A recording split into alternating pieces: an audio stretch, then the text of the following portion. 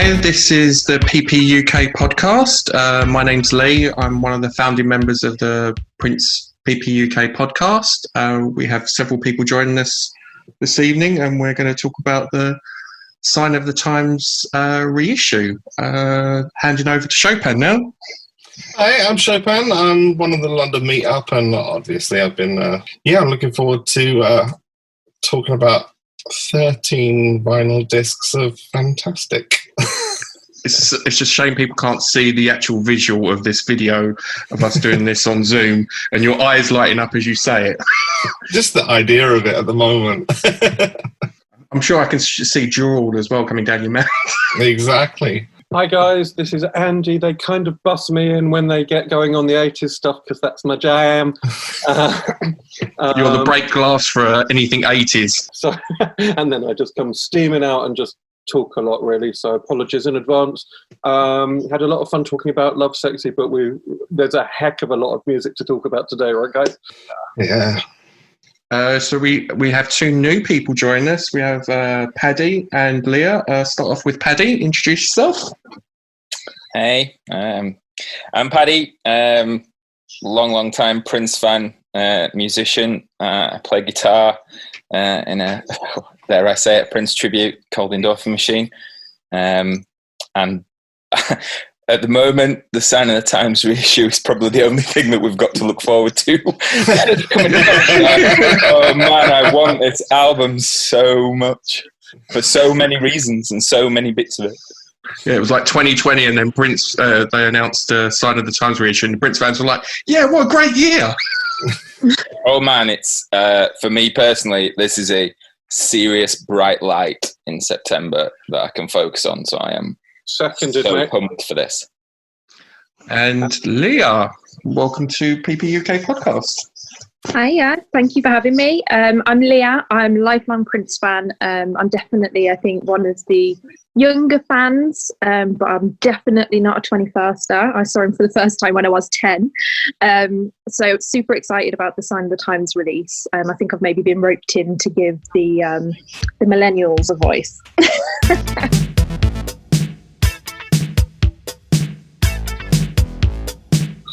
Yeah, so I think like everybody here was just when after 1999 Deluxe reissue, we was all just going, oh, what's going to be next? And me personally, I thought they were going to do Parade.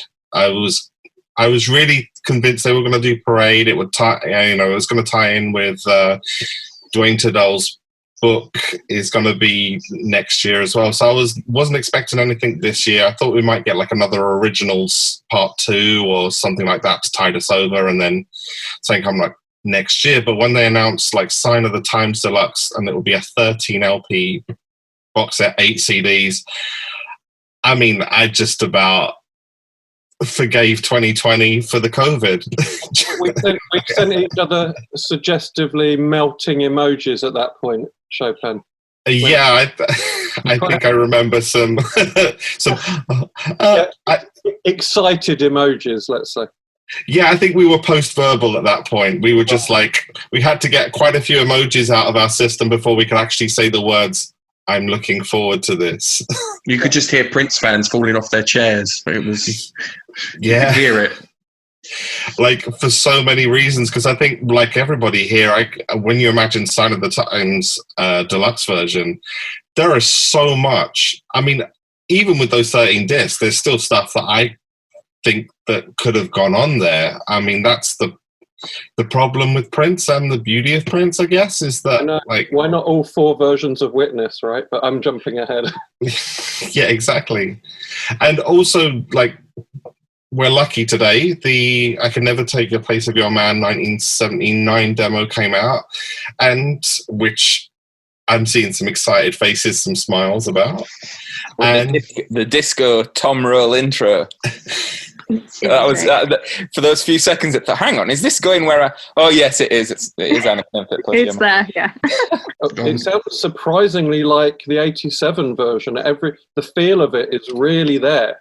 Like I was saying to you earlier, Chopin, I felt like I was surprised that it was such a sophisticated production. I thought we were going to get pretty much Prince and an acoustic guitar, and I'm really glad that this kind of weird time traveling artifact exists from 79, because it really does sound like what you said. It sounds like a mashup of Sign of the Times and Dirty Mind or something. Yeah, I was kind of, I don't know about everybody else, but I was expecting like, the I Feel For You acoustic. Yeah, that's what I was expecting. I was expecting like something like that, like how Jimi Hendrix's estate has been kind of releasing just kind of jams that he did on his home recorder. And I was kind of expecting that, but when I heard a fully produced track, I was like, okay, it seems amazingly sophisticated to me, even for Prince at that time. I think as well, it's really interesting when you listen to that track in comparison to the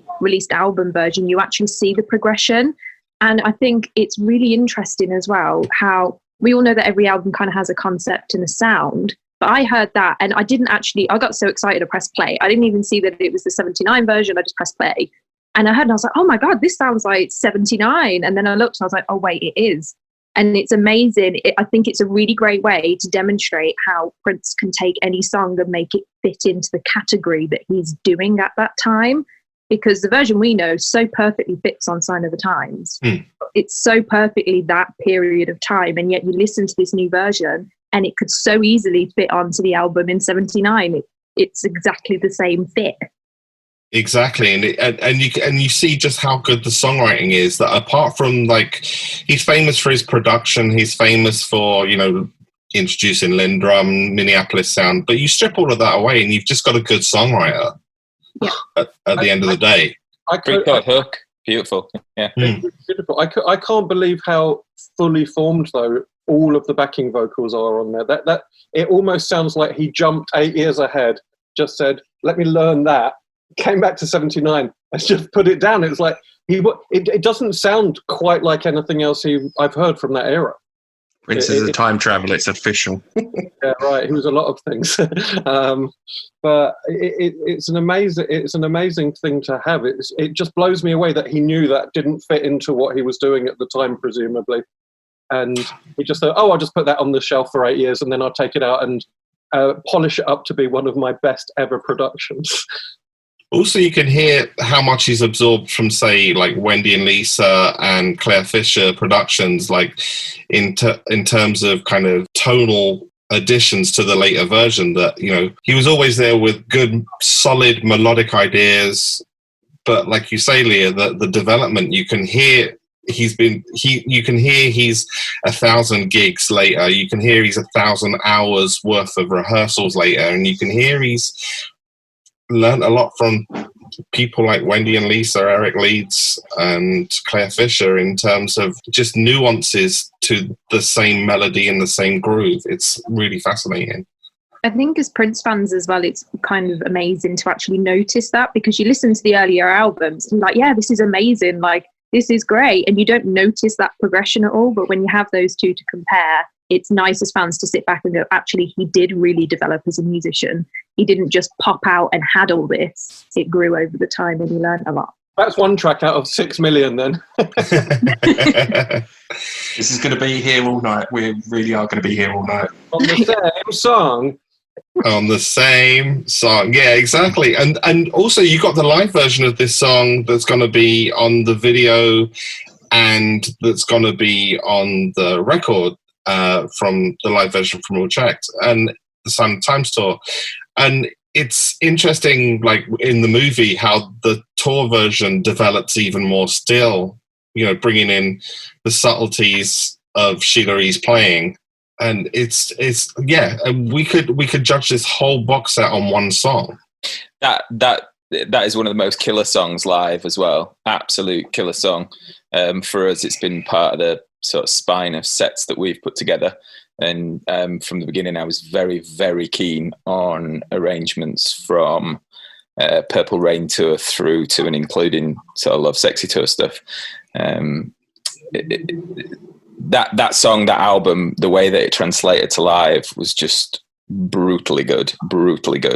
Thematically, the power of it. Again, I'm probably flying off in too many different directions now, but the sort of mix of the album as a whole at times can be a tad tepid, in comparison to some of the other stuff. So when I heard that particular album live, probably more on bootlegs than on the Sign of the Times video necessarily, but it's just stunning. It's stunning. The power is stunning. That's what we're going to get a solution to now, right? We're going to get a really remastered Sign of the Times. So even your little quibbles there, Paddy, are going to go down the drain, because this is the big one. It's amazing. I mean, again, holistically, a remaster with a little bit more oomph for the album itself.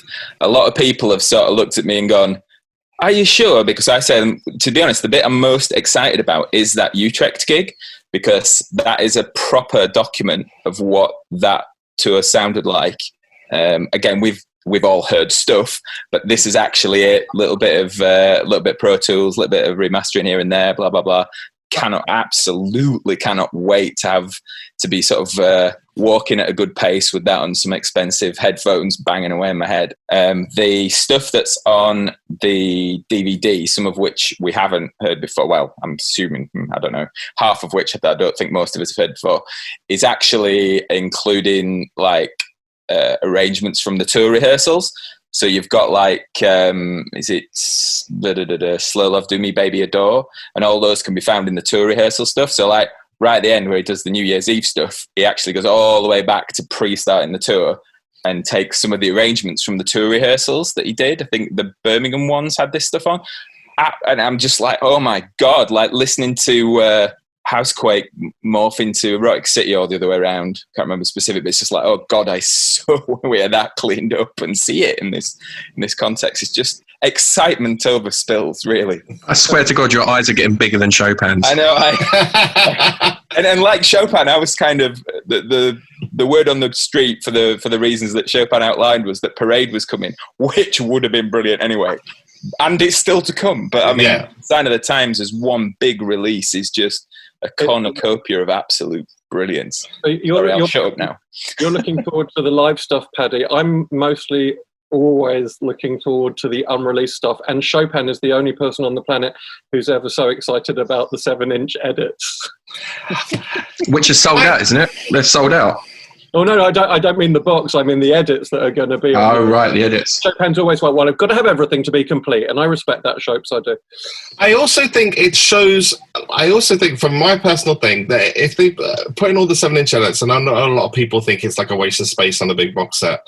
I, like with the 1999 deluxe one, I think the fact that they went as far as having a UK B-side edit and an Australian A-side edit shows the kind of research that they're doing, that they're not just looking at random tapes in the that are actually in the vault, because possibly those were made actually in the UK or in Australia by the record companies there. The fact of the matter is they're doing their research to show what was actually released to create a full, rounded package. And for me, I absolutely appreciate that. That's part of it all, of documenting the archival side of it. I totally get it, Shopes. I mean, I know it's not like anything new in terms of much, although Housequake has an interesting edit. The Housequake edit has a little interesting edit to it.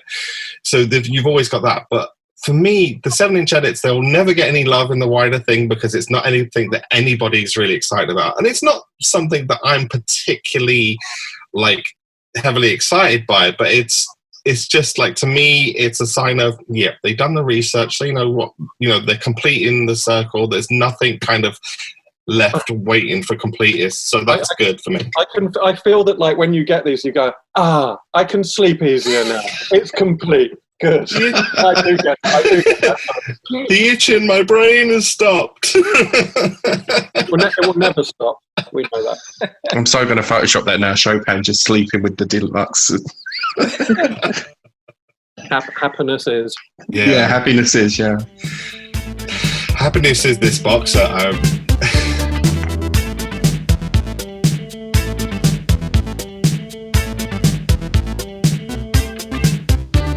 Can we talk? Can we go all over the place? I guess. Can we talk about the cover a little bit? Yeah, that's where I get excited. Give it to Leah. Let's have some cover love. Yeah, so everyone's kind of mentioned their little excited bits. I am a sucker for packaging. So if I get a good box, if I get a booklet, if I get a really good cover, that's when I get really excited. And that's why I'm kind of half and half. I'm sure this is going to come up with the price subject matter as well, because there are so many releases and so many options for this release. And as someone that's a real tactile collector, I love, obviously, I buy it for the content. I'm happy to listen on Spotify, but I want to be able to hold the music that I buy, definitely. And all the images I've seen of this look fantastic.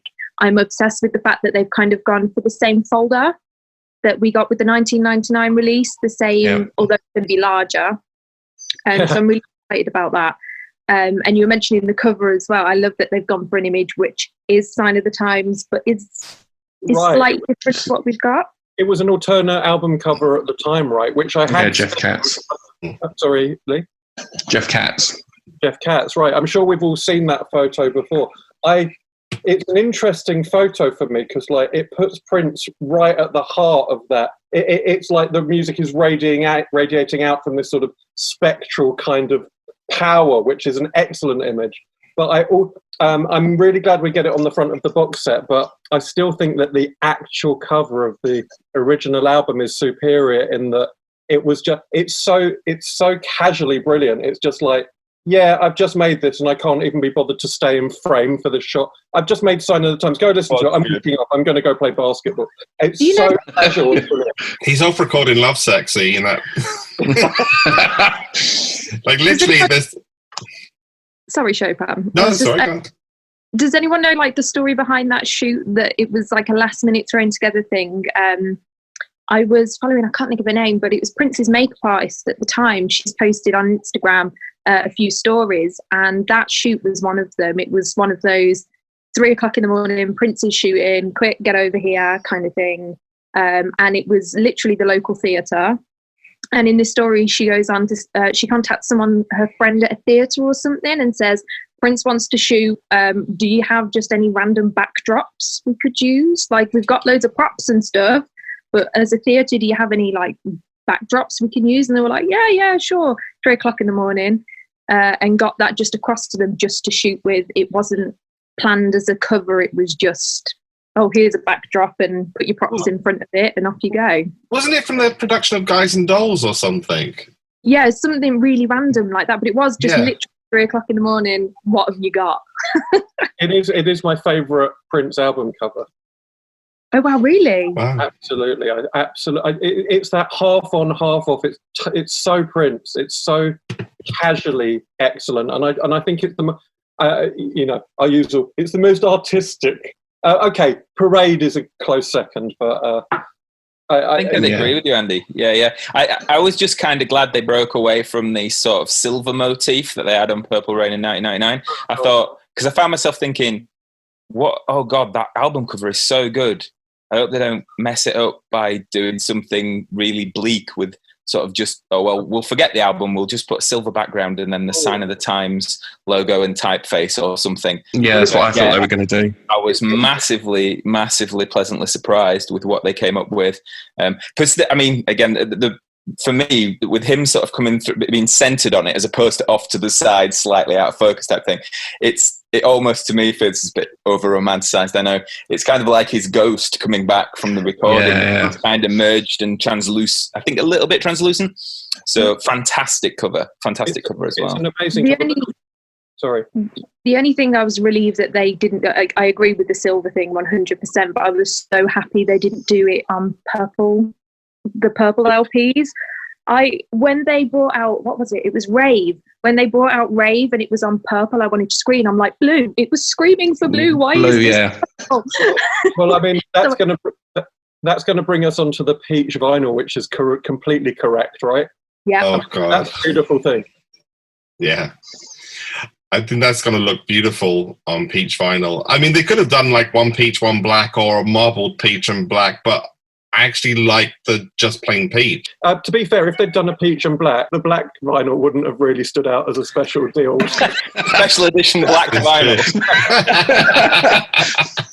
Brilliant. Well, you can buy both and mix them up, Shope. So you've got. It's a way of branding your bog standard vinyl, though. Yeah, exactly. They could have done it marble. Could never be that cynical, surely. Oh no! I do think they're listening to the fans. I know me and Chopin have spoken about it before. That they do listen to. I think they do listen to the fan podcasts and other people in the community. And I think a lot of people are happy with the packaging for this. And I think it looks amazing. And I mean, not just the front cover and the box, but the book we're getting, and also the actual individual sleeves for each disc, Leah. They look stunning. They look absolutely amazing. I like the fact as well. It's always hard to tell because we've only got the Amazon images and the official release images. I'm looking forward to seeing an actual copy. But as far as I know, the CD release for the full collection, the book is the same size as the LP. Am I right? I believe so. It's a 12-inch. Yeah, book. 12-inch, the same size. Oh, wow. As I'm aware, don't take me as gospel. As far as I'm aware, it is still the same size as you would get in the LP. It's like the same book. All right, so if you've got the CD version, like if you've got the vinyl box set of 1999, the vinyl Sign of Times, they'll fit together nicely. But if you've got the CD version of Deluxe and the CD version of Sign of the Times, they won't stack on the same shelf. It's a nightmare. Oh, yeah. Someone's OCD is going to go mental on that one. I can feel it. As far as the overall look is, though, I mean, the images are they look so crisp, and all the colours of that tour and of that era. You have the peak, and you have his sort of bright blue in one of them, and but all of the, Sign of the Times for me is his richest, most immersive album. I always think like it's such a golden sounding record, even with the lackluster mixes we've had up till now. It's a golden record, and like everything about it, the iconography, the colouring of the images, the sort of things he was wearing back then, are just everything's so rich and classy. It just really draws you in. Really, it's a warm look, that era. I like what they've done tying into the other marketing stuff they've done for the T-shirts, they've done the mugs, they've done badges as well, I think. Yeah, I love those releases. I think they've really hit the nail on the head in regards to other stuff they've done. The mug in particular, the fact they've done it matte, it looks like it's matte to me with the peach and black. I have not gone into the mug aspect of this. The mug is impressive. We're going to have a dedicated podcast on Prince mugs, I think, I'm sure. But the graphics on this period are amazing anyway. What, the typography, the font and everything? Yeah, I mean, I wonder if they're going to, the cover, I wonder if they're going to print it on foil, though, even though it's not the kind of silver background. I wonder if they're still going to print it on foil and keep that visual aspect of it. It looks like... I actually noticed today, it looks like to me on one of the shots I've seen, like they've got it on a matte background with gloss for the actual words. Okay. So that's what it looks like to me, that you've got development rather than foil. That would be beautiful. No need to panic, adding no foil has been observed thus far. I think we're going to have to wait for the unboxing videos by Chopin and Leah. They're going to come, I'm sure. No knife, Chopin. Yeah. No knife. No, my trusty knife. I know how to wield that thing. She posts up the video and everyone's like, don't use the knife. You're more organised than me. When I get like a new release, I just pick up the like closest sharpish object and just hack at it until I'm in. At least don't do that. People are having a sort of slightly fainting as they listen to this, Leah. Sorry. I can't wait for this box set. I'm just the fact that it's a hardback book as well. I'm loving, because as lovely as the 1999 one was, you kind of worry as you take it out, because there's so many kind of processes to kind of take the box out, take that out, take the slip out. You're worried about bending the book, but with a hardback book and these kind of vinyls slipping in, I think it looks like a really, like they're up in their game every time. So I'm really excited about this. This is a solid mother. Yeah, as much a bit of critique I have about the estate for a variety of reasons. I have to say, in terms of their re-releases, how they box, what they box, how they theme it, and what they're giving, this one's possibly a little bit overpriced, if I'm honest, but they're hitting the nail on the head. They've got take me now, take my money out there.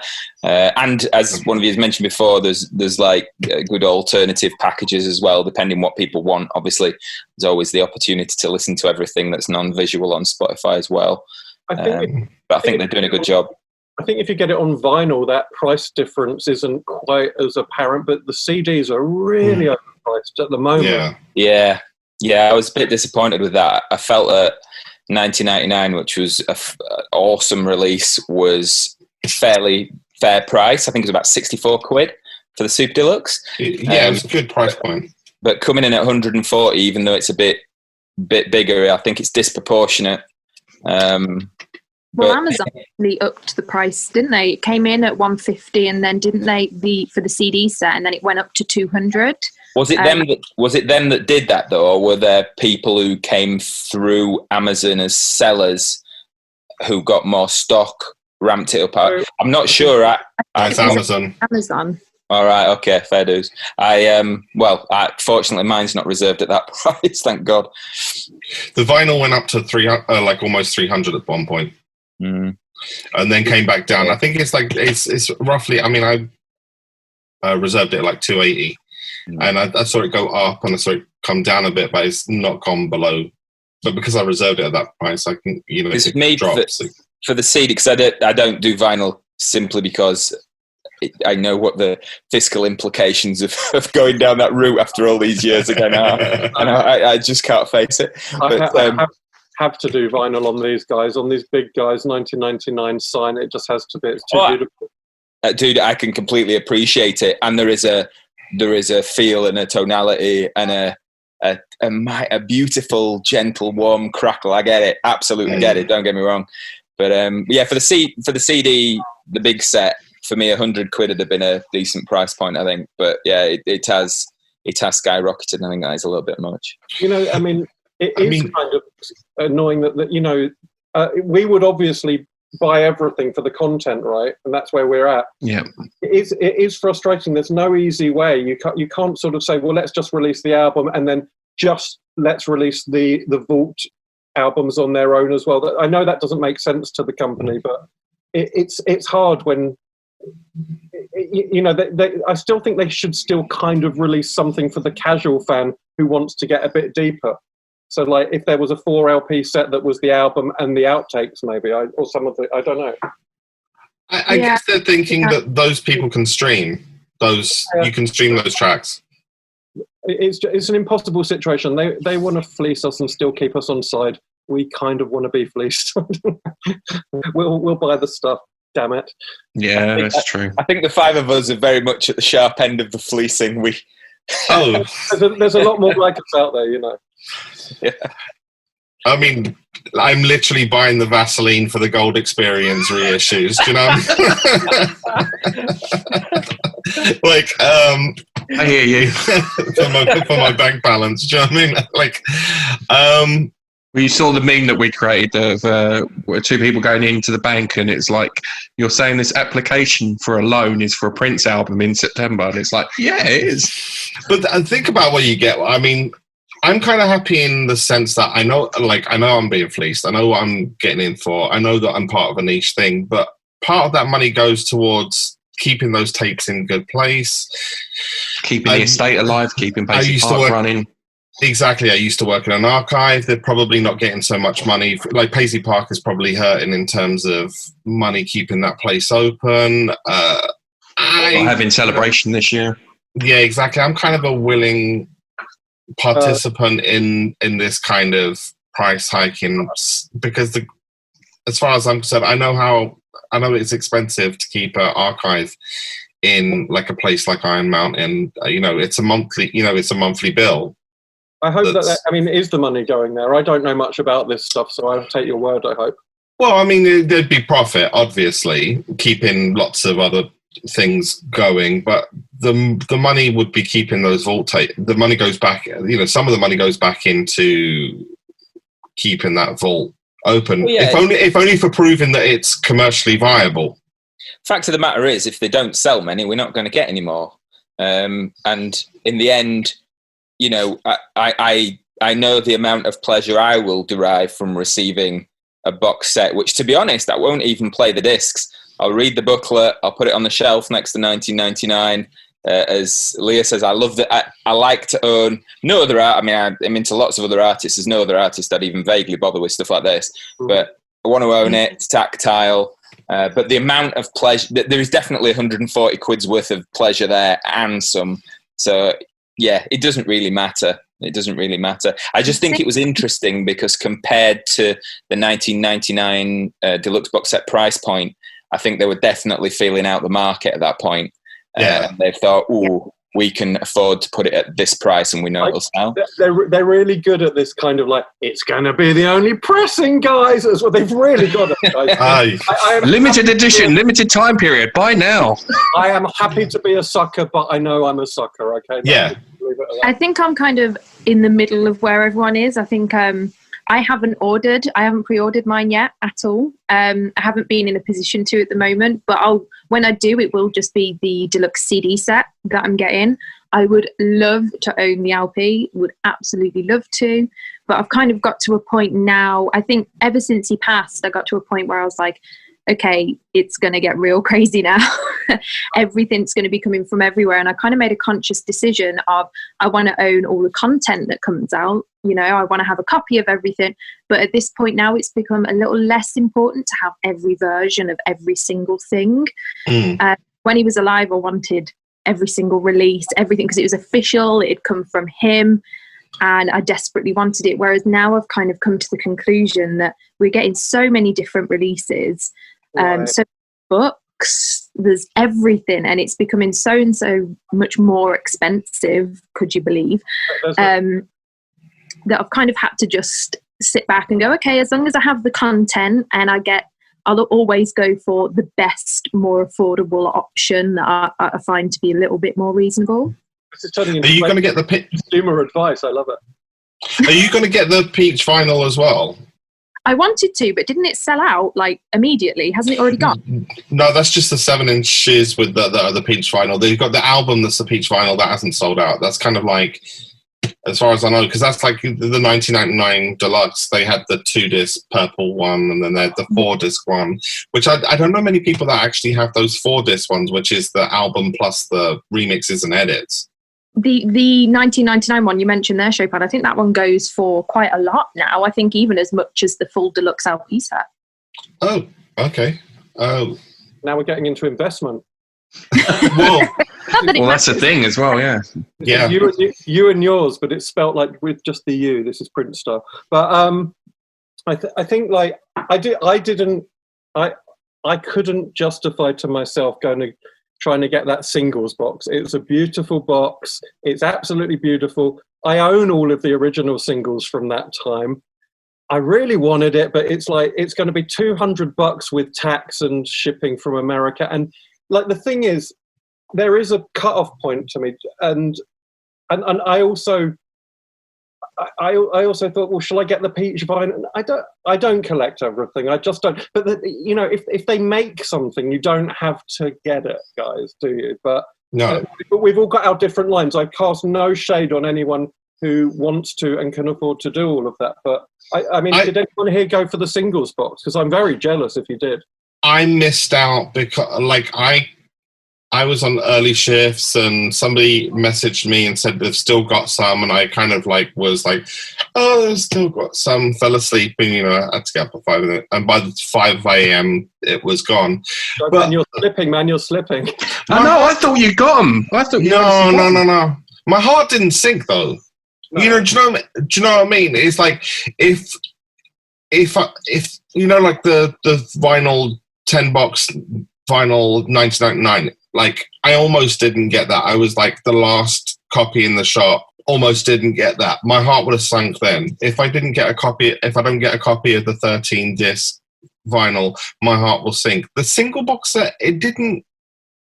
I loved it, but it's just going to sit on my shelf. It's just a nice box. Someone's made a nice box, and it's going to cost me $200. And there's a line. Yeah, there's a line.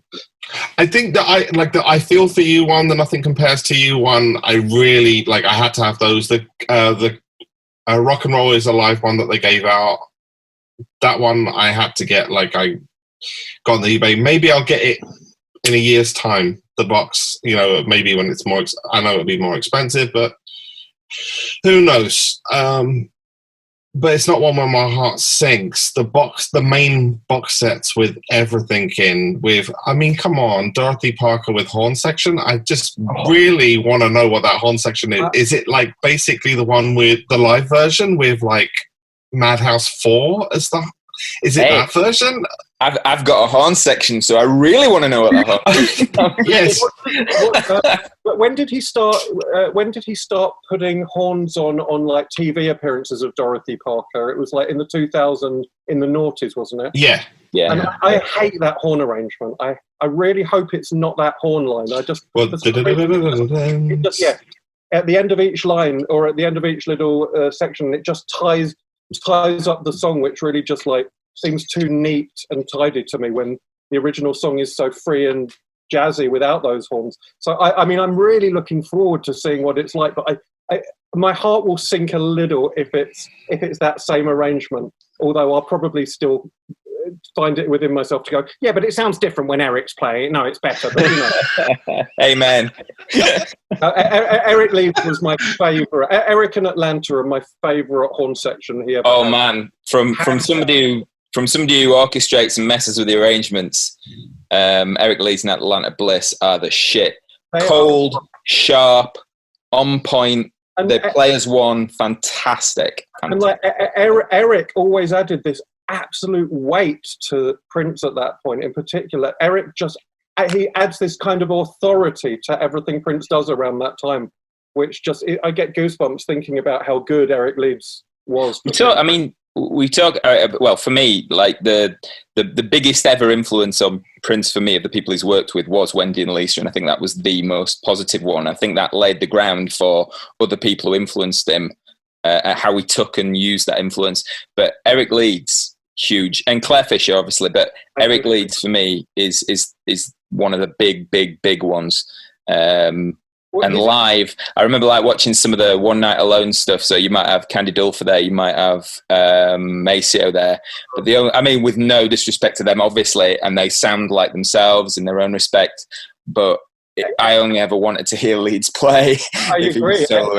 He added something weirdly sort of intellectual and thoughtful to Prince at that time, and he really just understood what Prince needed then, and just gave it like, you just need a little bit of civility here. There's something. Is impeccable taste, I think. Yeah, I hear you so much. We should talk.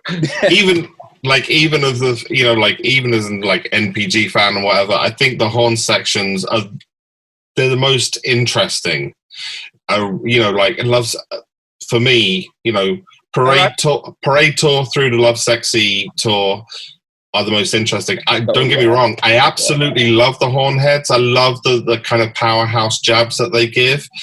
But the 80s tours were the shit. They were the shit. And for the horn section, yeah. A lot of it was to do with the brass.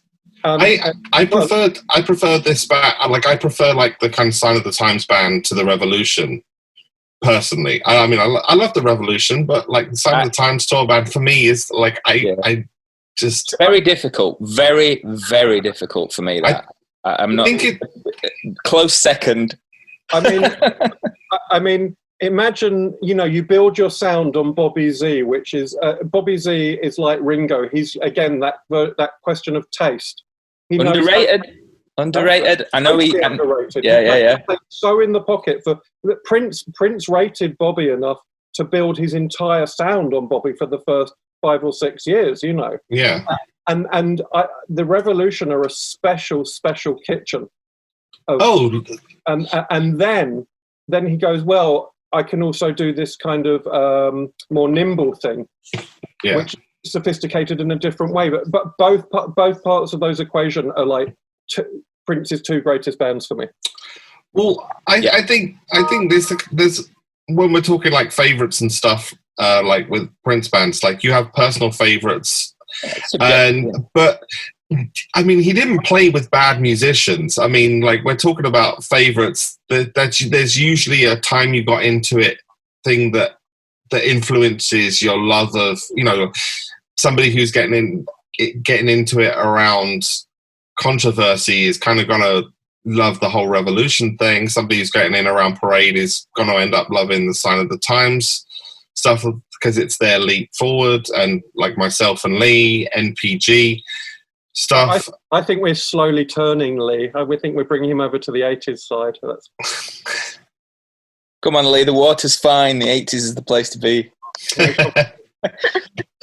Lee is saying nothing, and his avatar is just... he's muted. I'm here. I'm being converted. I'm listening to the talking. I'm being converted. I think one of the ways... Come to the 80s side. Yeah. One of the ways of putting it until he listens to Diamonds and Pearls, and then he's way back on the 90s. You know that's going to be the reissue that I'll be like, yay! Oh, God. The sum of the parts of the revolution was its strength. Individually, perhaps less so in terms of depth and breadth of musicianship, stylistics and eclecticism. But the sum of the parts and the way that they had been rehearsed, the sharpness, the oneness, the militaristic aspect, they were amazing. They could run a groove. They could run a groove like a machine for hours. When he went to the Love Bexy band, you had more seasoned players there and more background and power. Which is perfect because he's starting to touch on that like, massive scheme of soul and R&B and jazz. And so those players really suit where he's going there. But again, it's Prince, so nothing's going to be straightforward. Everything's an abstracted version of jazz. Everything's an abstracted version of R&B. For instance, let me like Housequake to me is just like it's a cartoon. It's James Brown on diet pills. It's and like Housequake. I like that. James Brown on diet pills. Right. It's like it's such a sort of brilliant sort of shimmery burlesque cartoon of what James Brown was, what black R&B was, and it's something entirely new. Like Housequake is not quite rap. Housequake is a very rare beast indeed, I think, in his canon. And it's interesting because I find it like Funkadelic doing James Brown. Like, you know, the cartoonness of Funkadelic with the structural kind of groove of James Brown. That's how I think of Housequake. See, I always think, but when Funkadelic did cartoon, I mean, that's kind of what they did. It was all very, it was kind of tight, but it was also very kind of larger than life, big kind of da, da, da, da. And when Prince does it, he does it in this kind of clipped way. He does it in this kind of like, I'm going to get on the mic, I'm going to murder you, then I'm going to shut up, then I'm going to come out and just jab you again. It's a much sort of it's a much quieter sort of attack than Parliament. It's like a studious kind of, I don't know, I keep coming to like intellectual and studious, but like I keep thinking of the photos of Prince on the inner sleeves of Sign of the Times, where he's wearing those glasses and he just looks perfectly calm. And he's sort of sitting there like a Buddhist monk. But then you turn the record on and it's this explosion of perfect. It's perfectly. You know what it is, Chopin? It's control that he has at this time. It's a perfectly controlled attack. That's actually one of the points that I was thinking about earlier when you were discussing your favourite bands. And I was thinking because I thought to myself how different to me the two bands are, The Revolution and sort of the Love Sexy Sign of the Time lineup. And I was trying to differentiate what that difference was for me. And it kind of clicked in my head that for me, The Revolution really felt like a family. It felt very friendly and almost loving and really close. And when we move on to the next band, to me, it felt like his position in the band changed. And it felt for me, he was much more of a band leader. He was the boss in this situation. And that was the difference for me. So you're talking about it being more controlled. And I think that's kind of all linking. You're right. I think you're right. I think that derives from the fact that the Revolution were the band that made it. The next band was the band that were there. Do you know what I mean? Yeah. But they were all big personalities and players that could take that as well, and they weren't dominated by that control. Like when you watch the Sign of the Times live video, when one of my favourite bits is when basically he gives the band a day off and he says, right, we're going to do Forever in My Life now. Start up the drum machine. You can all just come and dance while I do everything else. and what I love about it is that at one moment, the band can be this battleship of different effects and different techniques going on. And then the next second, he just says, press play on the machine and I will do everything. You have a dance. So he can go from tiny to expansive. And the band at that point, they look like they're having the time of their lives. It really feels like a family there. And you've just got, you know what he put into it at this point? It was that whole gospel churchy thing that Miles Davis talked about. Yeah. It's got that flickery stuff. It's interesting because I think that's why I like this band more than the Revolution, is because I like band leader Prince rather than family Prince. Was Prince ever family Prince? Well, it's true, and I think also my take on Housequake might stem from the fact that I listened to Sign of the Times, the movie, before I heard the album. So to me, like, kind of my ear kind of, apart from say something like Sign of the Times or You Got the Look, where I heard it on radio first. The album tracks, If I Was Your Girlfriend, I Could Never Take the Place of Your Man, to me, and Playing the Sunshine, to me, my go-to version is the movie version rather than the album version. I absolutely love them both equally, but in different ways. Like Housequake is such a sublime production on record. It's made of exactly the right stuff, and it's the weirdest thing, but it's bang on, dead on it, man. It's that jumpy bass, that dun dun dun dun dun dun dun dun. But it's got about two bass lines, two different drum tracks. There's so much going on. Sorry, I'm just running my mouth. I'll shut up. No. Go, man, go. Play that thing. But that guitar stab, that ching ching ching. Like I'm guessing that everybody here has this experience, like with Prince, with no other musician. You can go back and listen to a track that you've heard 700 times, and then listen 701, you hear something new. else. Yep. And you're like, always. I mean, apart from the fact that he made thousands of songs, how much did he code into each song? Seriously, I go out of my way on certain tracks for reproducing stuff and playing stuff and deciding how to do it. I forensically go over stuff, but it's still exactly what you say. And then there's something that's like, hang on a minute, was that actually there before? Yeah. Was it so perfect, sublime, and part of the solution that I've missed that before? Genius, sheer genius. The attention to detail in his best work is absolutely jaw-dropping.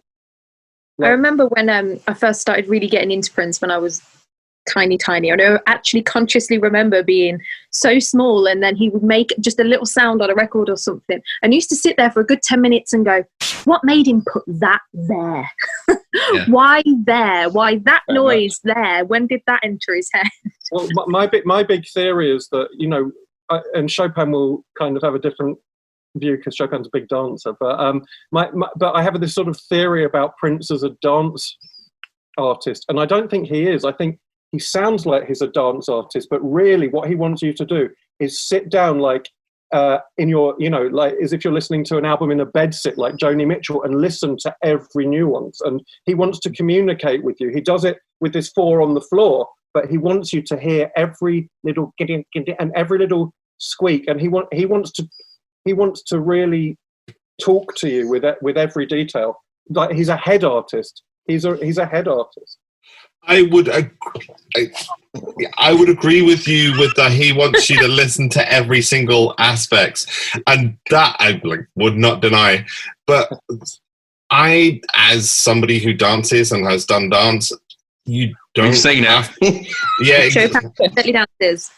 you don't have to be sitting down to hear it. Sometimes your body will tell you something that's there that your ears do not. No, of course, I get it. And that's a way of, and you know, and playing music is one way of appreciating it. But I think what you're saying, the core of what you're saying, that he wants you to hear it. It's nothing on that record is there by accident. Well, no, that's right. I mean, put it this way: like, he's the only dance artist I can think of who people analyze in the way that people listen so closely, like they would do for a kind of, you know, a singer-songwriter's every inflection. He's not pure dance. He's like with many things, he sits on a crossroad of, and this crossroad is feet and head music. Yeah, I don't think he's pure anything. He's no, he's not. He's pure Prince, and that's it. That's so going to be the next T-shirt, pure Prince. It's 100% pure Prince. There's also two things that really are is really interesting, like in terms of hearing a record like for the 10th time, like the first time, is like if you go away and listen to, you know, like the demos and then all the remixes, and there's a demo of Positivity, and there's like, well, why isn't that disjointed keyboard there? Like there's this beautiful, and I'm just like, why isn't there in the record? And then I listen back to the record and it's like, oh, it is there. I just never heard it. And I'm just like, and because like in the demo, I was just like, I was filling up and going, this is amazing. Why isn't this there? And I listened back and I was like, it is there. And it was making me do that, but I didn't hear it. And it was... It's really extraordinary how much is in there. Yeah. And also on the like Get Off Maxi single, when you're hearing like Get Off remixes, and then I go, oh, why didn't he put this little bit in there? And then you go back to the original and it's like, oh, that is in there. There's so many Prince songs, right, that are so full of good things, and then I often find myself thinking another artist would have used the hook that he just chucked in there, and that would have been they would have sat on that for about 3 minutes, and that would have been the basis of their otherwise dull song, right? Prince throws it off once, and then moves on to a new riff. Like he's got so many hooks in every song, and like. It's such an embarrassment of me. He plays them once and moves on. It's like Symbol is 2 albums happening at the same time in terms of tracks. There's so much density into those tracks that actually is kind of like too many. Like it's so dense that you can actually separate it out and make 2 different songs with the same amount of tracks. So, right. I mean, I think. Like talking about sort of patchwork, because that's quite a patchwork album. Sign is like the ultimate patchwork, right? Q magazine at the time said it's a real patchwork of the album. They went, but some of those patches. And I think at this period in Prince's career, every song was like a different adventure. No song is straight. I think on Sign of the Times. Yeah, but if a journalist says patchwork, there's perhaps a slightly negative connotation to it. I always look at Sign of the Times as Prince at his strongest. Again, this is somewhat of a personal opinion, but Prince at his strongest is when he's being the most eclectic, and he's basically throwing a rock song, a pop song, a jazz song, a soul song. That's fucking genius. That is genius, because there are very, very few people who can do that. Now, there are even less people who can do it, but also maintain, not just because their voice sounds like them, but also maintain, I think Andy kind of speaks to this with this idea of sort of, I can't remember the phrase he used, but he still sounds like Prince. Uh-huh. And that's not, as I say, not just because it's his voice, because the way that he packages each individual completely different stylistic song still sounds like Prince. Not because it's falsetto possibly or anything like that. It's absolute genius. And for me, his strongest albums were the ones where he stuck to the sort of eclectic feel. And this is why a double album doesn't feel like an effort, because there's just so much difference. It was a triple for a while, wasn't it? I mean, well, there were, what was it, Dream Factory, Camille and Crystal Ball, multiple versions, etc. What kind of a genius gets rid of a song like Crystal Ball, like from an album? Like that is, I mean, anybody else, that would be, oh my god, I've created this thing. You have to listen to it. And here's like, nah, you're going to have to wait 20 years, like. Yeah. Oh, I just did a 10-minute symphony, but I'm not going to put it on the record. Although, actually, that was Warner's, wasn't it, telling him not to, so he didn't quite throw it away. Well, they didn't say he couldn't release that song. All they said was you can only release two discs. That is true. He had to make decisions, and he decided that wasn't fit. But yeah, it just feels like at this stage in his career, and it has been like for me throughout the 80s, but particularly around Sign more than anything, every song he goes, what is the most interesting way to get through this song from point A to come out the other side? What are the most interesting, extraordinary, and yet natural feeling decisions? And it's a mind that is just working like nobody else's mind.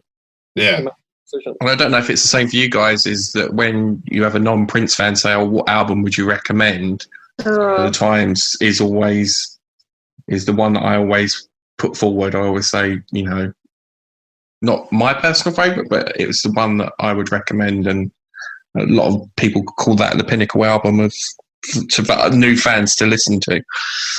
I don't know if it's the same for you. Because it does have a little bit of everything. I've done the same. I've actually did Sign of the Times myself in that same circumstances. And I think the reason I went for it is because it's commercial enough for someone who's into mainstream music to not be scared off, but it's got just about enough of Prince in there, Prince like not commercial, for you to be eased in and kind of start. If you're not used to this and you've never heard Prince before, I think it's just the perfect kind of ease in. It does it without being so confrontational. Yeah, that's a neat trick, because in isolation, for somebody who's new, how would you explain If I Was Your Girlfriend to somebody? Or how would you explain Dorothy Parker, a track which is the flavour of that track? Oh, and it's a drum machine. It's not a drummer with brushes or something. It's like it's utter genius. There's just no two ways about it. And Starfish and Coffee as well. Like the word for me about Sign is rare. As he says in Housequake, the rare Housequake. Everything is very rarefied on this album. It's like it's like one level more controlled, more impeccable, more tasteful, and more inventive than anything else he did for me, I think. Like and there's a lot of accidents in the studio around this album, isn't there? There's apparently the background vocals for backing vocals for Forever in My Life come in at the wrong place. So Prince goes, great, I love that. And then you have the front melody line out of sync with the backing vocals, and it just sounds extraordinary. And then didn't Susan Rogers do something wrong with If I Was Your Girlfriend, which was a single? Yeah. Oh my God, no, I love that vocal. It went into the red. She clipped it. Girlfriend is distorted. Yeah. Forever in My Life literally comes in like a bar too early in the background. Dorothy Parker, the desk was underpowered, so there's no bottom line properly. And yet all of them just sound absolutely inspired. And he knew which choices to keep at that point. Which ones work. It was like, there's no need to screw with that. That's perfect.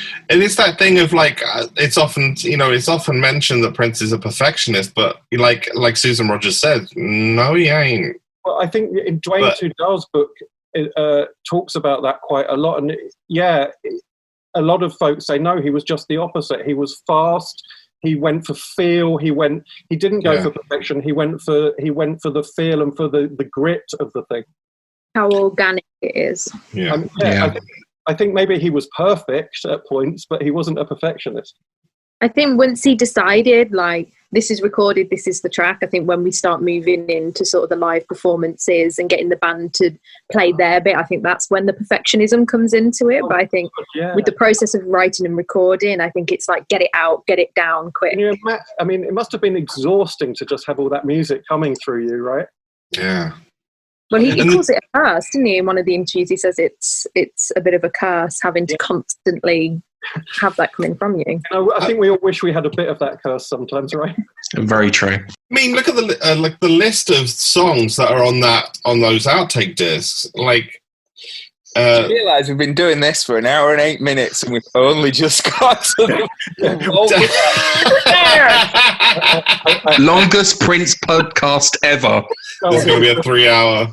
This is going to be a 13-disc podcast, guys. I mean, I still think there's a lot more to say on I Can Never Take the Place You Went, and the joke of it is there is, but it's funny because it's true. I mean, I said who sits on a song like Crystal Ball, but who sits on a song like In All My Dreams? Oh my God, what a song. Right? What a song. Beautiful song. In a large room with no lights. Who sits on a song like that? I can think of one guy. Well, yeah. But this is a bit like Dylan as well. When he was making stuff, and there will be great stuff that didn't make it onto some of his albums, and the reason is that it doesn't fit a concept ultimately. But you know, I consistently say to people, some of Prince's outtakes from the 80s are better for me than other bands' entire careers, and All My Dreams is one of those songs. It's a real favourite with everyone, right? Yeah. It's magnificent. I still wish that one was going out on the Parade set, I've got to say. Well, there's still plenty to go on the Parade set. I know, it just looks more Parade to me than Sign. I guess at least this way you can complete Dream Factory, and they don't and that's it. There's no more need to call out for Dream Factory. I think that's why they did it. Yeah, because you the same thing. You still got like others here were us old friends for sale, the Flesh, and you know the full strings and whatever to go on the. I forget that All My Dreams was going to be on Dream Factory. Is that right? Yeah, so like it's a way of completing the Dream Factory, because everybody's saying release Camille, which is Rebirth of the Flesh is the only thing you need for that. Haven't we basically got all the tracks for an arrangement of each of those 3 prior concepts on this? Because I think Michael Howes, the archivist, said that they had originally looked at, you know, do we do this in that way? Do we do, I'm losing all my names now. Do we do a Camille? Do we do a Crystal Ball, etc., or do we, pick the songs in a different way? But in the end, they wanted to have the content, but not sort of block them off into groups. Right. But if they're all there, you just use your playlists and create it yourself. But then some of the singles aren't. But then some of the, I think like you've only got the short stroke of "I Feel You Up" streaming. The long stroke isn't streaming, and I'm not entirely sure that it's completely true, because I think there's minor mixes and there's the little. I'm not 100% sure about that. I mean, it's released. If you've got the CDs, then you've got it all. But I think you've got like segues, like the way that Joy and Repetition segues in.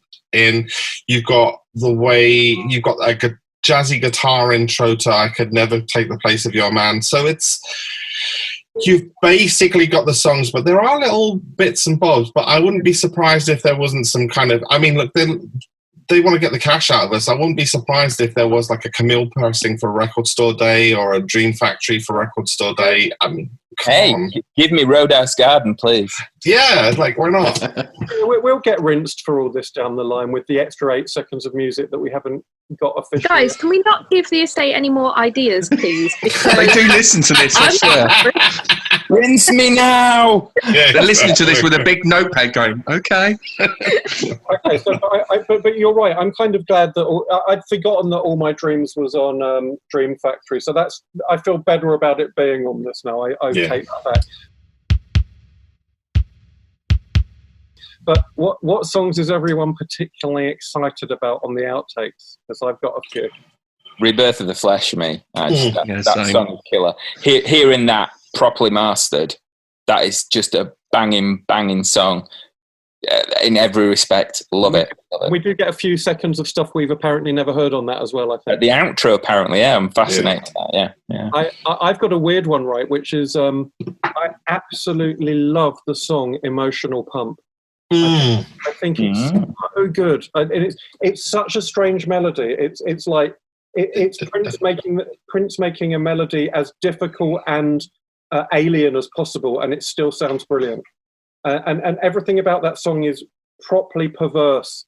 I don't mean the lyrics. I mean a little, but everything is kinky. It's like the phrasing of the melody is weird. The melody of the melody is weird. Well, okay, here's the downside of being a big Prince freak is that when they release all this stuff, like, it's a bit weird because the rest of the world goes, wow, 48 new Prince tracks, and we go, 13 new Prince tracks. We've heard a lot of them. That's where we've mortgaged our futures, guys. I'm excited about the ones I've never heard of, always. I'm interested in what version of Soul Psychedelicide. You know, I've heard the studio versions of later eras. I've heard the rehearsal, the hour-long rehearsal of Soul Psychedelicide. And, he's giving tapes, commands to tape this section, what have you. And I wonder if it's a studio version made out of that rehearsal or whether it's a completely new thing. Or how much do you think they'll charge for the year-long version, Shokes? I'll be paying for 4 months. I'm looking forward to actually hearing a proper version of Cocoa Boys. Yeah, a lot of people said that. I feel like it's a weird one. I remember the first time I heard it, and Prince being a horn section with his mouth just made the whole song for me. Absolutely cracks me up every single time, and I don't know why. It's just one of those tracks that I absolutely adore. So to have an official, crisp version of that track, I'm really looking forward to. He was doing a few little instrumental tricks with his vocal cords back then. Like on Shockadelica, he does a bit of bass boxing, doesn't he? Yeah. Human bass box, which sounds really cool because it's Prince. So I thought that you'd be really like waiting for the ball.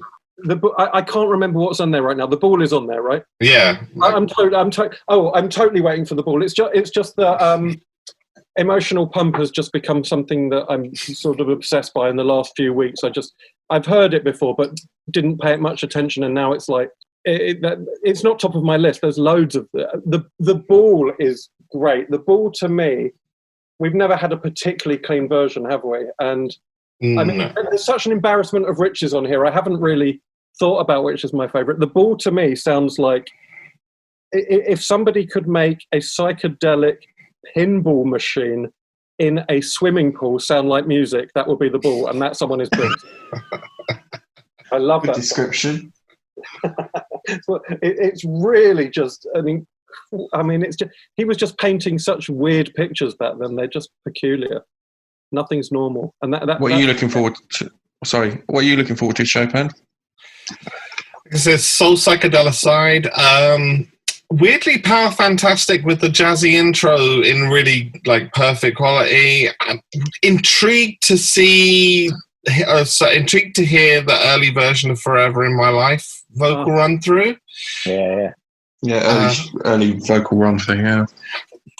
One thing that I am kind of interested to hear is Eggplant, because there was 2 songs that they didn't release for the 1999 Extra Lovable and Lust You Always because of the lyrics don't stand up to time, and they're not, because mentioning rape in songs. But Eggplant has got, you got, I think it's Wendy saying, oh, she's retarded, which again now is like uncomfortable lyrical territory. And I wonder if there's a version of that doesn't say that, or whether they just didn't think that was as controversial as the other lyrics, because it's, as we're looking at stuff that stands the test of time. And I actually think it's interesting to release them with the context of Prince decided not to release this, and I'd be fascinated for that reason, just to hear that. And I love that song anyway, but that's kind of like one of those kind of, you listen to this good song and it's like, oh yeah, well that's showing its time. I would also rather that they didn't try to abridge anything, that they, that's what he recorded. It's a historical document, blah, blah, blah. And like there's not a lot of hate in Prince's music. No. Yeah. Because at the same time he's writing something like Starfish and Coffee, so it's or The Cross. The Cross, yeah. I mean, well, that's a big, that's a generous song, right? That's a really compassionate song. Well, I think I say Starfish and Coffee more because it's about somebody with an intellectual disability, and the counterpoint to like Wendy saying she's retarded, and when Wendy says that, it feels to me like kind of Valley speak or something like. Yeah, I know it absolutely is. It Probably was at the time. Is. And it is, but that's what I think we're saying. It's like sometimes things pop out as a thing of their time. Not that I'm particularly, I'm not about to destroy my Prince collection based on any of those examples that I've played. Chiefly because they're things that he kind of listened to, and the thing he chose to release was Starfish and Coffee rather than that. Yeah. So that in itself, to me, is why this box set is interesting, because it shows you he moves so fast, doesn't think about it, and then when it comes to releasing it, that's when he makes the decision. Right. That's true. And Eggplant is a silly song. It's a comedy song. It's a genius comedy song because it's not anything else on earth. But it's for Prince. It's a throwaway. Songs that he gave for Lisa or Wendy to do the main vocal on, how attached was he to those songs? Because like things like Our Destiny, seems like he thought that was quite important, and A Place in Heaven he records with his vocal and with her vocal, and this is just with hers. It's just kind of like that. That's why this box set is fascinating. These box sets are fascinating because it goes into the decision making, and like, does it sound better with me? Does it sound better with her? Am I this attached to this song? His opinion of a song might have had different agendas at different times. Like, I think, for instance, The Glamorous Life was a very important song for him to hand off because he wanted to launch Sheila E's career. So that wasn't a throwaway at all. And like, A Love Bizarre is a fantastic track, but he's doing it to bolster something that he cares about a lot at that point, which is Sheila's career. And the time stuff. What's an interesting intersection here is that, like, on Sign of the Times, he has his own alter ego. He has Camille. Yeah. So, like, he's handing off tracks to Camille. I mean, we know they came from the Camille project, but the tracks are so freaking good. And they add another dimension to Sign of the Times, which, it just makes it deeper and richer still. I like the idea that Camille is basically like his way of bringing back in-house Wendy and Lisa's vocals. I don't think it's... Do you know what I mean? Like, it's like, well, I don't, like, he's going back to his kind of, I don't need a band, I don't need female backing singers, I can just play... I don't hear it like that. I just hear it like, it's just like, whatever the song needs, it's like whatever costume the song needs to wear. And like, like the Camille songs nearly always deal with some kind of sexual kind of confusion, right? Rock Hard in a Funky Place, Strange Relationship, obviously If I Was Your Girlfriend. And then, there's a couple of bangers there, like Housequake is Camille. Again, like, who have you got on emceeing tonight for your house party? It's Camille. That's why it's Housequake. It sounds so weird. So, but it just seems to me like another way to go. Like, there's a theatre within the theatre. Interestingly, Rock Hard in the Funky Place, I don't think is streaming either because the Black Album isn't. So that's another way in which you can't make the Camille album unless you've got the CDs. Yeah, they're going to sell us it in the future. Yeah, of course. I mean, I'm saying, give them ideas. I'm sorry. They've got these ideas, Lee. They go, these suckers are going to buy anything. I've told them news, gatefold vinyl. Here's the money. Now, if they brought out news on LP and it opened the same way as the CD, oh my. Did Chopin just jump out of his chair? I literally have said that. I'm like... they could even do like an Earth picture disc, just saying. Okay, that is actually a brilliant idea. Yeah. I wouldn't do the picture disc because the picture discs don't sound as good. But if they had slip mats... Yeah, no, I could see it. I could see it in his eyes. The compass slip mat. The compass on, yes. Yeah, compass one side, the Earth the other side. Yeah. If you guys get kidnapped by Paisley Park, I'm not paying the ransom.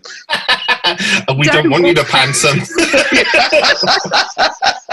Oh no, what a nightmare. Leave us here! Paisley Park. Yeah, exactly. Oh, damn, I'm here in the vault with all these tapes making... No, don't play me them music tracks. Don't play me. Don't play me.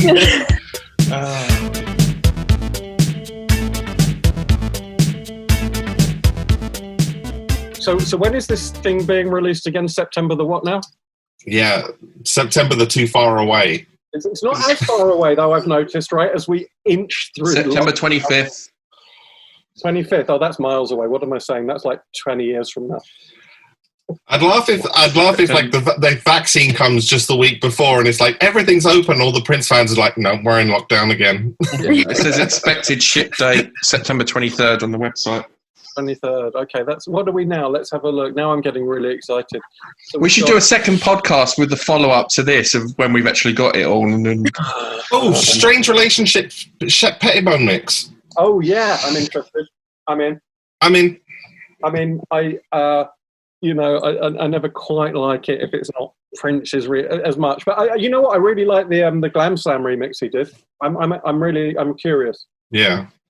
Well, I'm fascinated because Shep Pettibone is remixes a lot of Madonna stuff at the time, and I love those remixes. So for me, it's like kind of like, okay, and I think, bridge between the two. Great. Yeah, no, I think it could be great. A Strange Relationship has always had that really great club beat in it, even though I maintain Prince isn't a dance artist, because that song is complex. There is a version of Strange Relationship that I was really hoping would be on here, and I hope one of you guys might be able to help me here. I heard a version of that song, and it's got like a sitar at the start. I think that version is on here. That is on, yeah. Is it on there? Yeah. That's the more Wendy and Lisa-esque version before he tied it down, I think. Yes. Yeah, Strange Relationship, I think, is original version. So that would be the sitar. I love that version. It was the version that was on Dream Factory. And indeed, that is my favourite version of that song as well. I really do like that. Yeah. Gorgeous. Oh, wow. You know what? I've never for me, it's the studio version every time. But, the release version on Sign. But I look forward to revisiting that one. I think maybe I've never paid it quite enough attention. What about the two versions of Witness for the prosecution that we're getting? That song is, again, another absolutely brilliant superb song. That's one that I suppose we've been more fortunate it's been around in a decent copy for many years. But I'm not exactly sure what the difference is between the two. I may have only... Oh, well, have you heard... Well, we're getting the two most extreme versions here. We're getting the more extreme version. One of them is the kind of Hendrixy Sly Stone type feel one, which we know. And then the other one is the abstracted Prince going solo and turning it into a kind of electro-funk number, which is an amazing version. I like the fact that the estate put it on YouTube with the announcement around about the same time as the announcement. I thought that was very clever. I actually, when I first heard it, when I first streamed it on Spotify, I was actually speaking to you about it, wasn't I, Paddy? And I said, when I first heard it, I was like, this is like the perfect track that Prince could have plucked out of the vault and played with Third Eye Girl. I think it would have really translated well. It would have worked. I remember playing this. I remember many years ago when our current and long-standing bass player, Ryan, joined the band. I'd already got him. He was already interested and blah, blah, blah. And he came round to my house and I thought, what awesome Prince stuff can I play him that he won't ever have heard before? And I played him Witness the Prosecution. I just remember his eyes lighting up. It's like, oh my God, why is this not on an album? I said, right, you're starting to get it now. You know, the good thing is now it's been released, you can put it in the set. I was going to ask that question. Is there anything you plan to add to your set now? It's a blessing and a curse doing Prince's music because there are so many tracks that are tracks that have yet to see the light of day or that are coming out soon on this that I'd love to put in. There's nothing specific, if I'm honest, that I can.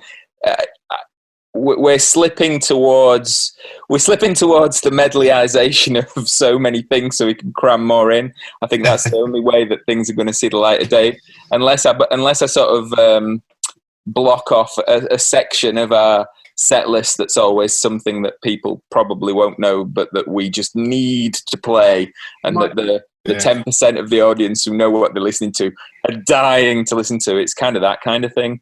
You could always chuck in a riff in a different key, kind of at the end of. You might have to start doing a sampler set like Prince. Well, I like to stay light on that. I think if you're cheeky enough to do a tribute band, you've got to play the instruments. Otherwise, you get shot. But I've been wanting to put bloody G-Spot in a set for fuck knows how long. There's so many. Again, Rebirth of the Flesh is one for me that I think live would resonate beautifully as a if people didn't know it. It's like as a standalone, boom, boom, boom. I mean, how could you describe a song like Rebirth of the Flesh? I mean, I'm curious, because what a strange thing. Absolutely. Again, a perfect example of Prince's consistent innovation, and the fact that he can do things that just sound like Prince. I always thought with like Parade, that whole album, it just nobody's ever made anything that sounds like that did, and there was certainly nothing at the time that sounds like that did. No, and that was that's all about the X Factor. Is that Parade? Genius. Yeah. It's nothing. Yeah, I can't think of another album that sounds like Parade. Nothing. I mean, similar to Love Sex is kind of the same. It's just it's singularly iterative. It's just him. Amazing. It is amazing. I like Rebirth of the Flesh, jazz, psychedelic rock, a bit of hip hop in there. It's bizarre, isn't it? I'll just cut myself and bleed if I try and describe what that song should be. It's no good. Maybe just listen to it. It's true. Please send your answers on a postcard. I'll be in the comments now. All answers anonymous. Yeah, exactly. How would you describe Rebirth of the Flesh? I mean, I couldn't start. I always find that, like how, there's the Prince music has these branches and songs set along these branches, and we've discussed it before, some of us. But I always think with Rebirth of the Flesh is that like a seed one. It's the first time you hear him do that snare drum pound on the 2 and 4. Yeah. And then you hear it in Glam Slam Escape, you hear it live, and little bits of it permeate throughout. Yeah, because of course the Solia Colia bit got used in Walk Don't Walk, didn't it? Yeah. I've totally forgotten, but and I think I sometimes think that like these really good songs, like 9 to 5 People as well, like the reason they don't get used is because they're basically he uses them like a farm for riffs. If they don't come out when they meant to come out, then they become a farm for riffs. A riff farm, I love it. Yeah. Down on the riff farm. Down on the riff farm. the guy sure harvested a lot of grooves. From 1979, as we now know, for Sign of the Times. Like, that is such a nice thought. A riff farm, I love it. But there are loads of songs that just like they don't get released, but bits of them make their way out. Like there was that kind of sort of very Eastern guitar line he played with a million times before finally putting it onto the Max. This rave. Love the Max. Rave Andy, are you being converted into a 90s fan? No, I preferred it when he played it at the school club. But it was such a killer riff, and it just didn't find a place forever. And then I like the Max; it's a good song, but it could have gone on 20 different tracks, that riff. But there also that ended up being used again on "We Live to Get Funky" as like in the 2010s. So that riff was used over and over again. The Max, Raven to the Joy Fantastic, We Live to Get Funky. He liked it live a lot. Yeah. He liked it on record. Okay, so I have a question for everyone. Sorry. Go on, Leah. Right, I was just going to throw in, there's a riff on Emancipation on My Computer, which obviously then got used again for Musicology. I remember I heard that track after I heard Musicology, and I was listening to the album and was like, wait, what? that shouldn't be here. I I haven't noticed that. It's right at More the end of homework. Yeah, no, No, you're right. It uses like the first half of My Computer riff and then adds a little embellishment. I've never noticed that. That's a great catch. yeah. He uses part of the Let's Go Crazy like dance mix in Love Left, Love Right. He plays one of the guitar lines on the synth that da da da da da da da da da da. The best one's when he just goes, "Damn it! I've just written a song called Get Off. I need to write a new one called Get Off, and I'll just add an extra T." Well, apparently Love and Sex on this is different than Love and Sex on the Purple Rain Deluxe. Yeah. I don't know. I wonder if it's a different song, like because there's two songs called The Max. Aren't they both? Aren't those Love and Sex songs both based? They're both kind of a quasi cover of an older song anyway, a non-Prince song. Lee, what was your question? My question is, you get the box set on the day. What is the first track you will play? Good. Or do you play it from the start? Or do you play a specific track?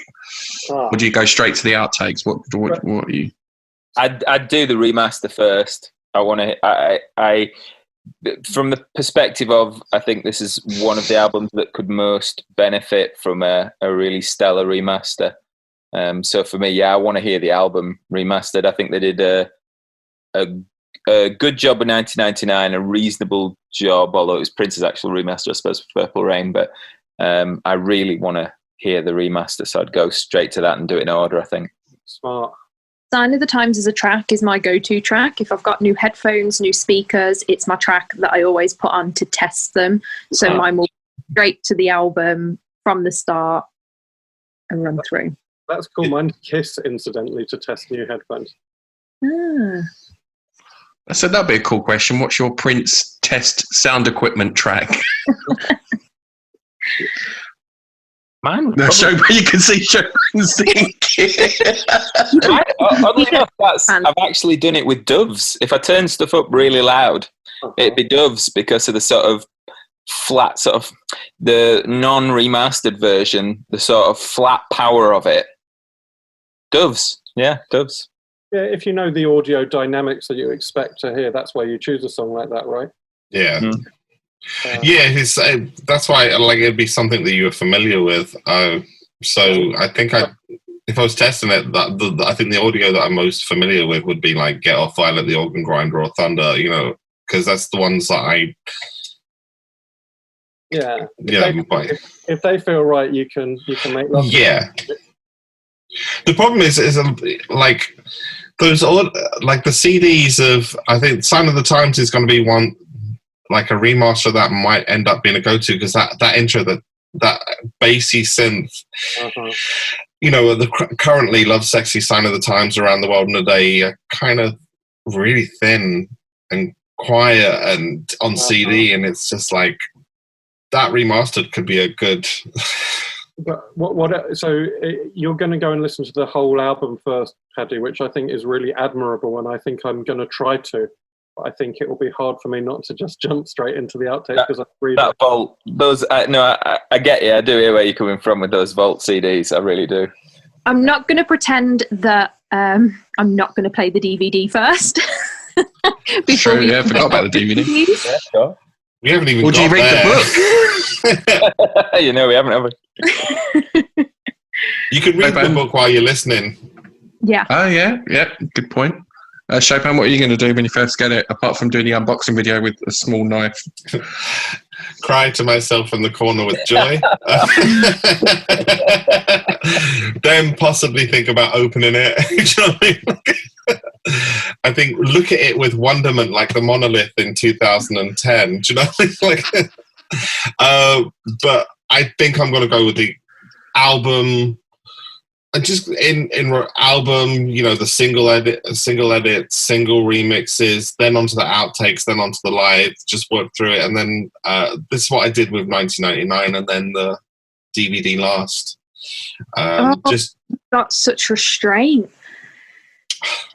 Yeah, I mean, it's after all of that new stuff, I know I'm just going to want to listen and absorb that stuff again and again and again. So I don't want to, it's almost like, I don't want to still have the remaster to listen to a month down the road, because if I start listening to the outtakes first or watching the video first, it is just going to be repeat consumption of those for a long while before I'm going to go back to the album version. So I think it's kind of like making sure I listen, appreciate, read, gives me time to read the notes. Here's a question for you on a related subject.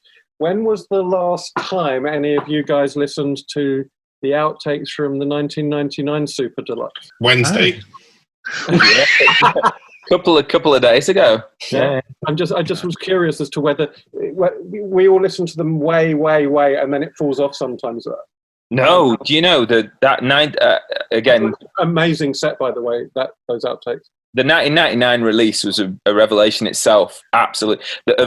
After the Purple Rain one was done, and unfortunately, obviously, I know he was involved in doing that remaster. I'm not sure if he was involved in the content of the outtakes or not. I doubt it very much. No.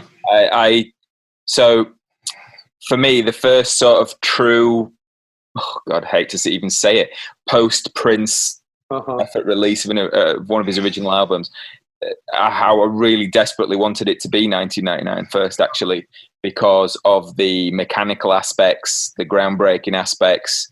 I'm a devotee to Lindrum and everything that it means and how he produced and used Lindrum.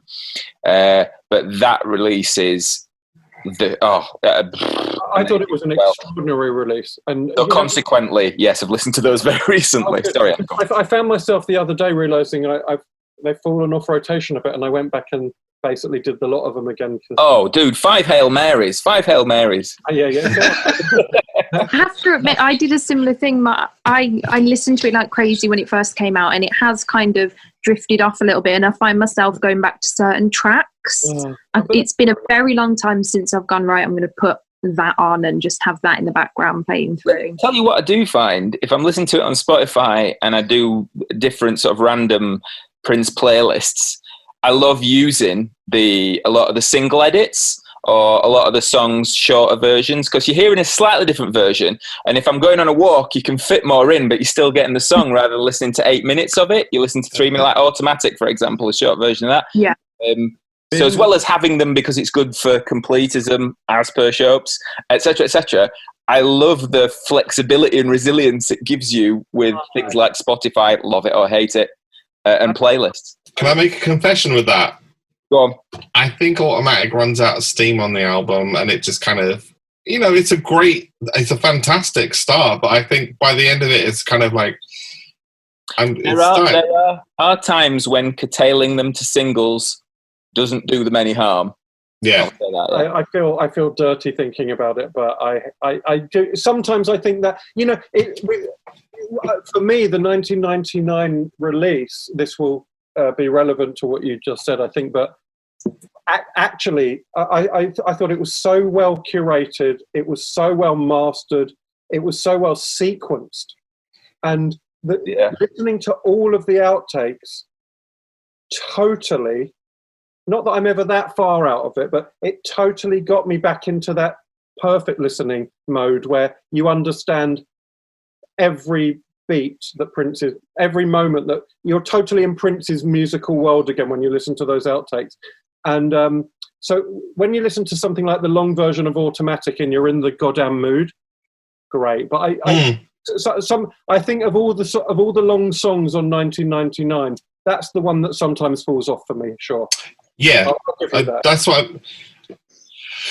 See, the way I listen to it now is like, because I've got Tidal, and so what I've done is created a playlist, and it's all of the unreleased material that has been released posthumously, and I've put them in date of record order. So it starts with a Feel For You demo and goes all the way up to Witness for the Prosecution, and it includes all of the stuff that was on the Purple Rain Deluxe, 1999 Deluxe, originals, all the kind of the little singles, Nothing Compares to You. So I've put those in one long playlist, and what that was interesting for is seeing how much has actually been released since he died, and it's about 63 tracks long. Yeah. So it's in what 4 years, 63 songs. There's not many artists that released that when they were alive. We know. It's going to be more. They ain't doing too badly. You know what I mean? The thing I always say to people who don't know how much Prince did is like, the more you know about him, the less you believe it. Yeah. Like the less you believe how much he produced and how much great stuff he produced. That 1999 set was so good as well that I was then able to go back to the Purple Rain CD and I could relax around it and just listen to it because it was such a scrappy release. But once I realised that the 1999 set, that was when I got my peaceful night's sleep. They're doing something. I really think down the line, after they've done a few releases, they will do another release of Purple Rain with a bigger set. I think will happen. 40th anniversary or something. And they should do it. It's a bad release, but I could stop. It just sounded like a lot of nothing the way they sequenced it, which is a terrible thing to do to Prince or anyone. But you know, they're doing it right now, so that I think we're happy, right? Happy guys? Yeah. Yeah. Well, I mean, Purple Rain could do use a good revisit, but in a while, I think there's a lot of his catalogue. I mean, I'm kind of purpled out, to be quite honest. I'll be honest with you. I was saying, I think it was purpled out. I so want Parade, Love Sexy, and venturing into the 90s. Let's have it. Symbol, Diamonds and Pearls. Symbol, Diamonds and Pearls. Symbol, Diamonds and Pearls. Yeah. Let's wait for the sign of the times first. This is why they don't need us to give them ideas. They know we will go for this stuff. Rubbing our arms outside Paisley Park going, you got any more reissues? Yeah. I go cold turkey before I even get No, but like this, I've been spending years making these wish lists, like listening to bootlegs and making wish lists in my head. You know, Diamonds and Pearls reissue with the full 10-minute like ballet suite of Thunder and Poor Little Bastard, and the live jam sessions with those guys were exceptional. You know, Exodus is basically, you know, is a double album waiting to happen with, you know, extended versions of Hallucination Rain. You know, like wherever you go in his career, I mean, there's albums that we don't even know exist that he's finished. Rainbow Children, there's a Rainbow Children 2 by all accounts, like with artwork finished. You know, so movies that haven't come out that could come out. 3121 movie, or Lotus Flower movie, is it re-edited too? Surely there's enough material. I'd not necessarily ever would want this, but surely there's enough material for another Originals album as well. Oh, and then some. One of my personal wish lists is like, apparently the song Love Song, which ended up on Like a Prayer, was just one of the songs on a cassette tape full of stuff that Prince and Madonna were sending tapes back and forth and that they were doing with each other. So like, I don't know how many tracks there were that they were working on, but it was more than one, so I'd want to hear those. There's also I've wanted this for years, and I suspect with the way that they're doing things, it'd probably never happen. There's certainly been enough stuff recorded, but because they're releasing, or they appear to be doing sort of live releases as part of the album sets. But I remember reading an interview with Alan Leeds, and it was asked like, so, you know, I believe Alan Leeds, I think, was the tour manager, somebody correct me, from 83 to 92.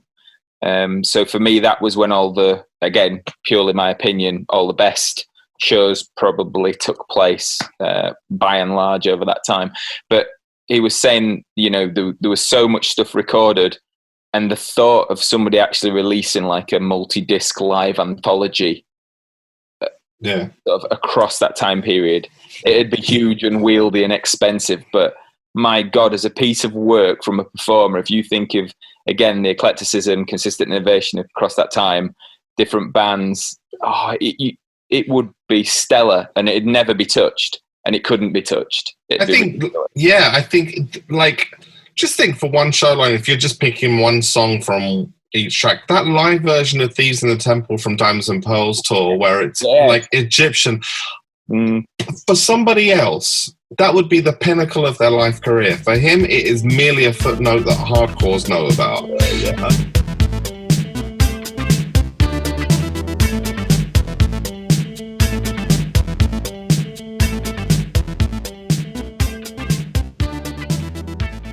I'm really happy that the long form Beautiful Night with Miles Davis is getting the video release that it deserves, like from the master tape. Wow. Yeah, I'm so happy that that's the DVD that's coming out. We haven't even talked about that. Isn't that crazy? But yeah. It's actually the bit I'm most excited about.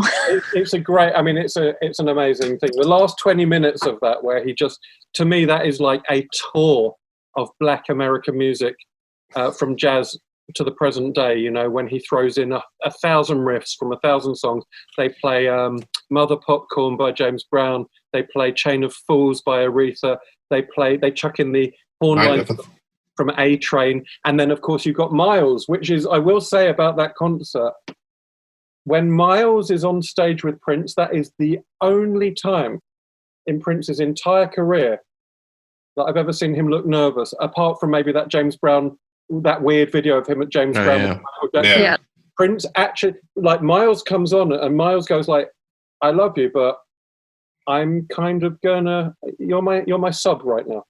And I've never seen Prince at all in awe of anyone like that before. And it's interesting that what's circulating so far, because, a large part of this concert is already circulating in pretty good quality and sound. I mean, from the drum solo up to the end, and there's a little clip of Sign of the Times that was used in the Omnibus special. But there's some interesting tracks for a Sign of the Times set list on this. I mean, the Let's Pretend We're Married is on it. Again, these are all the ones that he was rehearsing, those arrangements. You can hear them on the soundboards from the tour rehearsals. Yeah, you've got Let's Pretend We're Married, Delirious, Jack You Off, and then there's another like Slow Love, Do Me Baby in it, Adore. The absolute brilliant, like running some of the sort of brass flurries to go from one song to the other with the ballads. It's just phenomenal. Like I say, Erotic City. Whoa. Absolutely. With Erotic City with drum machine usage as opposed to acoustic versions as well. That's just lovely in and of itself, because I think the only other time we heard it was the birthday show, was it? In terms of a gig and a concert? That I can think of, yeah. We're not including like sampler sets. Or rehearsals or something, rehearsal tapes and stuff. Erotic City, yeah. Sorry. I think it's. I mean, later on, it's in the Love Sexy tour introduction in a kind of medleyed form, but I don't think it's never expansive. Like, it's not the whole song. Yeah. It was very stripped down, I think, on Love Sexy. It sounded a lot more of a sort of acoustic version, although obviously the drum loop or part of it was there. Yeah. It's insane how many horn lines were added to the live shows around that time. That like brilliant, just like you say, Paddy, just to segues or to end songs. Like there was on the Sign tour, he puts in this amazing horn line at the end of Girls and Boys to finish it off. Yeah. And like you're just like, that never got onto a song. That's brilliant. And like just horn lines that other people would give their right arm to just have on a recorded song to be the biggest hit of their career. He just throws them off as flourishes to make a live experience flow. Yeah, no, mind blown. He's the king of the segue. Some of the stuff he did for key changes was absurd as well, particularly when you're trying to learn them. It's bonkers. Absolutely bonkers. I love that they've done this show also, because it's kind of like a halfway house between, the Sign of the Times tour kind of organically changing through rehearsal process and stuff into the Love Sexy era. You can see his hair's grown out into the kind of Love Sexy hair. And it's that weird thing of, we think of Prince in these really solid, like, visual eras. I don't know if not so much sonically, but anybody, like, I see you nodding, Leah, because I know you're another visual costume fan like myself. Yeah. It's like they go through these really kind of stark visual eras, but there's these weird pictures that come, that photo sessions that are in between phases, like the 1991 that's half graffiti bridge, half diamonds and pearls beard, you know, like, then you've got like this era where you've got like Love Sexy band still on the peach and black, but with Love Sexy hair, and it's just really interesting. It's the perfect show in a box of process. You know, it shows coming up to Love Sex. It not only tells you what, you know, coming up to Sign of the Times, but the change afterwards. It really covers the whole period. Like the you know, like the outtakes take you from, you know, developing into this stunning album, into the tour, and then the DVD takes you, you know, opens the door a little to the next step. And I think it's a fantastically well-rounded box set for that. Agree strongly. Yeah, well said. Very much so. I'd say we've got about 5 more minutes left, and because that's 2 hours and this is long. So that was the end of Sign of the Times Part 1. So the second song on the album, playing... We didn't even go into Big Tall Wall. God, we haven't even spoken about Shockadelica yet. I mean, for heaven's sake. To be fair, we haven't really spoken about the actual release yet.